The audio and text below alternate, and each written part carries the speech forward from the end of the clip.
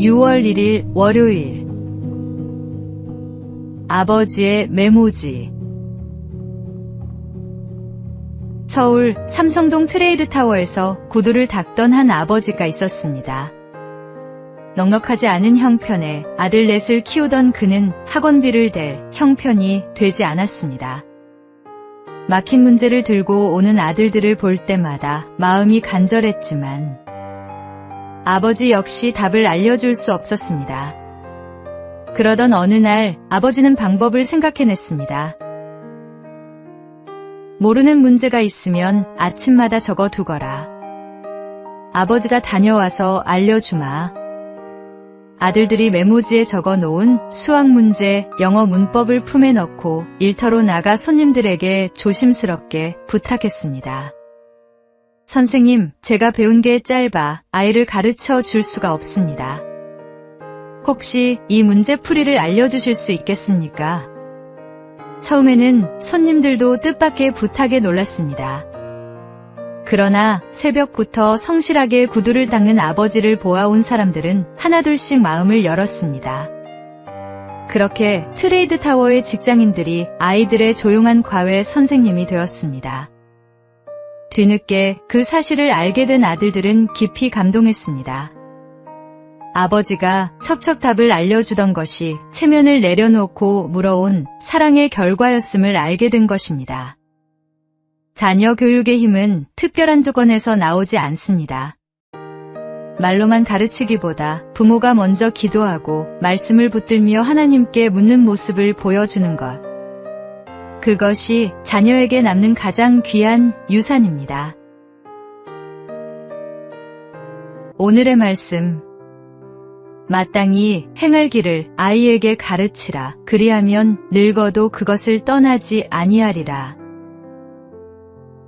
오늘의 만나. 오늘 내 자녀 곁에서 내가 먼저 무릎 꿇고 있는지 돌아보십시오. 기도하는 부모의 등이 자녀에게는 가장 든든한 교과서가 됩니다.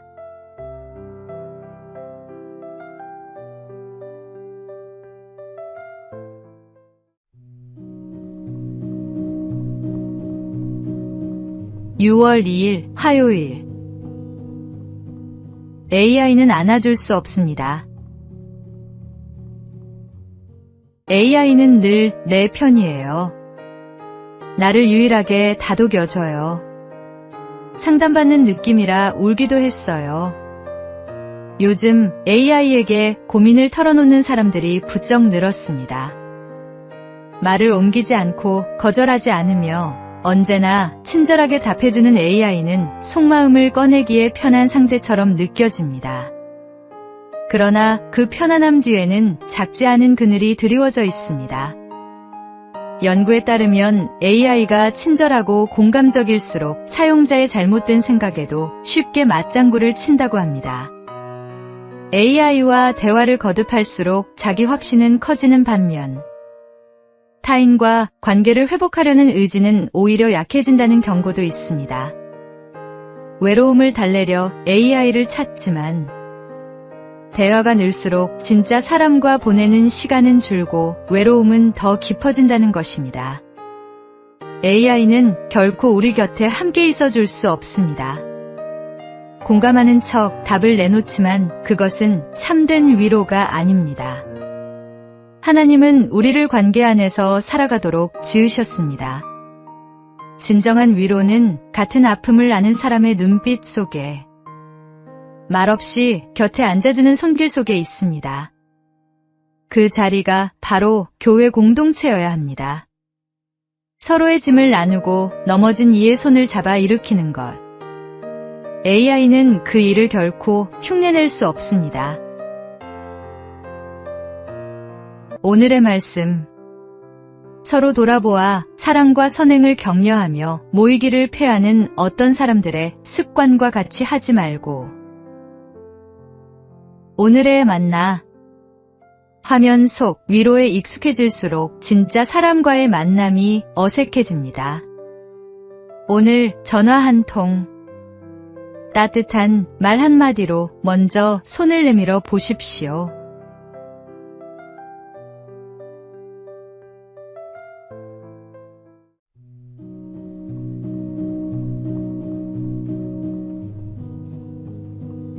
6월 3일 수요일. 6년째 빵 한 개. 경남 남해에 빵식이 아재로 불리는 빵집 사장이 있습니다. 그는 아무런 대가 없이 6년째 아이들의 아침을 챙기고 있습니다. 매일 아침 등굣길 학생들을 위해 빵과 음료를 내놓으며 이렇게 씁니다. 아침밥 굶지 말고 하나씩 먹고 학교 가자. 배고프면 공부도 놀기도 힘들지용. 2020년 4월 시작된 이 나눔은 어느덧 6주년을 맞았고 LG 2인상 수상으로 이어졌습니다. 이 일을 시작한 데에는 이유가 있습니다. 어린 시절 집안 형편이 갑자기 어려워졌을 때 이웃들로부터 크고 작은 도움을 받았던 기억 때문입니다. 그 온기가 지금도 마음에 살아있어 빵집을 차리면 꼭 학생들에게 나누겠다는 꿈을 품어왔다고 합니다. 받은 은혜를 기억하는 사람은 나눌 줄 압니다. 6주년을 맞아 그가 남긴 말은 소박하지만 묵직합니다. 아이들이 인사를 해줄 때 큰 보람을 느껴요. 늘 처음과 같은 마음으로 꾸준히 해볼게요. 화려하지 않아도 됩니다. 거창하지 않아도 됩니다. 처음 그 마음을 잃지 않고 묵묵히 반복하는 것. 그것이 하나님께서 기뻐하시는 섬김의 모습입니다. 오늘 우리도 누군가로부터 받은 따뜻함을 기억하고 있습니까? 오늘의 말씀. 우리가 선을 행하되 낙심하지 말지니 포기하지 아니하면 때가 이름에 거두리라. 오늘의 만나. 받은 은혜를 기억하는 사람만이 진정으로 나눌 수 있습니다. 오늘 내가 받은 작은 은혜 하나를 떠올리고 그 온기를 누군가에게 전해 보십시오.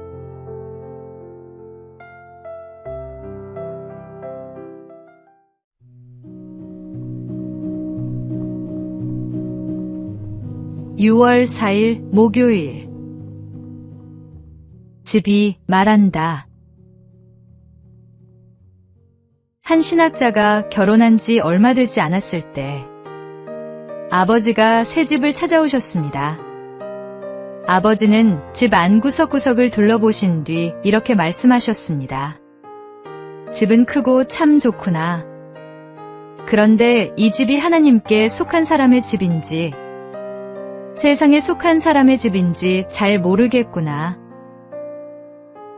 그는 다시 집 안을 천천히 둘러보았습니다. 거실의 그림, 방마다 놓인 장식품, 책장과 벽면의 분위기까지 살펴보니 아버지의 말씀이 틀리지 않았음을 깨달았습니다.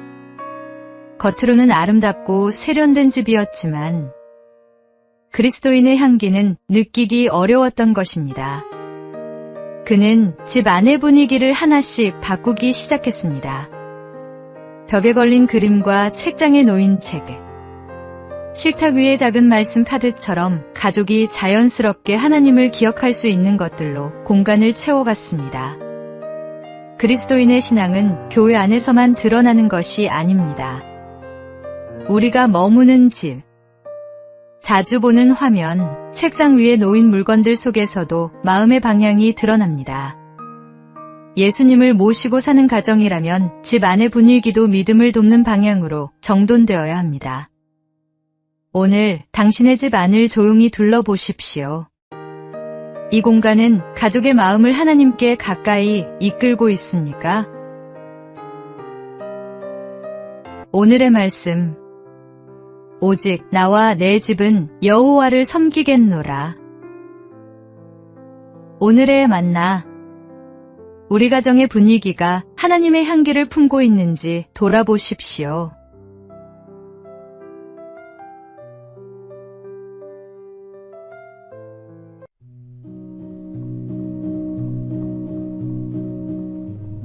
(6월 5일) 금요일. 나를 밟고 지나가라. 로마가 전쟁을 치르던 어느 날 한 장군의 군대가 패배하여 후퇴하려 하고 있었습니다. 장군은 군인들을 설득하기 시작했습니다. 나라를 사랑하는 마음과 군인의 명예, 그들이 맹세했던 서약에 호소했습니다.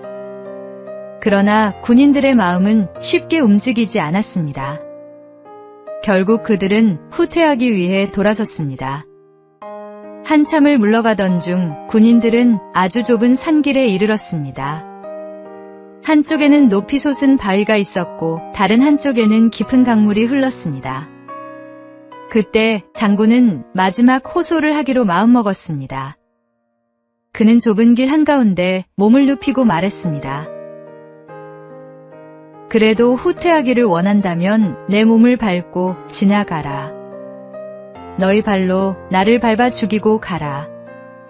군인들은 차마 장군을 밟고 지나갈 수 없었습니다. 자신들을 위해 끝까지 몸을 던진 장군을 외면할 수 없었던 것입니다. 결국 군인들은 다시 돌아서 전진했고 마침내 승리를 거두었습니다. 우리의 호국 영웅들도 이보다 부족하지 않았을 것입니다. 이름도 빛도 없이 나라를 위해 목숨을 아끼지 않았던 수많은 이들이 있었기에 우리가 오늘 이 땅에서 살아가고 있습니다.